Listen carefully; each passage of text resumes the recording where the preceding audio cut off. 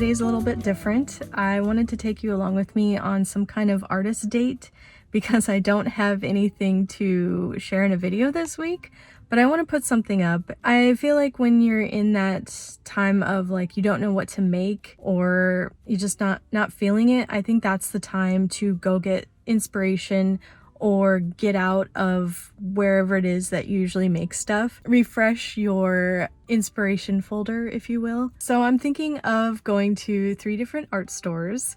I don't think I've ever been to all 3 in one day before, so that's a first for me.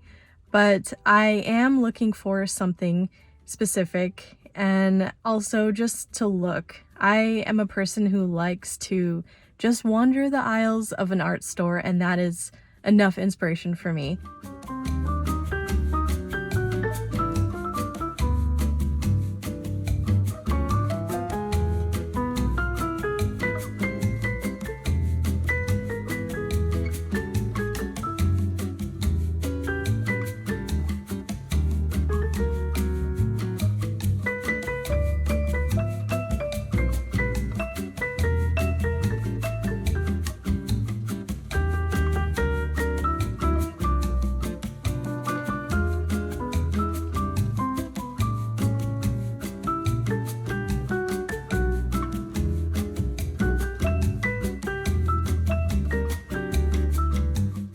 Okay, I did not mean to spend about $50 at Blick, but that is what happened. Blick always has the things that the other art stores and craft stores don't. One thing I really wanted to try and just feel in person were these brushes. They're almost like cookingware, like spatulas. So I recently painted on canvas with a squeegee, and I really liked the feel of that. I liked moving the paint around on the canvas versus the brush holding the paint. And I wanted to try another tool that was similar to a paintbrush, but like a squeegee, which would move the paint around. So I'm going to try these in my mixed media sketchbook soon. I didn't know this was $6, but I think it could be a bit less. It's a little pricey for what it is. So this sticks to the bottom of your water cup and you swish your brush around on it to clean the paint off. I've seen these and I always walk by them, but I finally got it because I could actually use this. Ever since I've started trying collage, I've been getting comments that recommend I should try a jelly plate. A few different brands. I wasn't sure which one to get, but the accounts that I follow on Instagram that do a lot of jelly printing use this brand, so that's kind of what swayed me toward Gelli Arts. Also, I read that the paint doesn't stick as much to the plate. I wanted to start small, but I think people said that I would regret getting the smaller one, so I went a size up for the 5x7. I'm really trying not to spend so much this year on art supplies because I don't like having more supplies than I actually use. So the next art stores we visit, I'm probably not going to buy much, more just look for inspiration.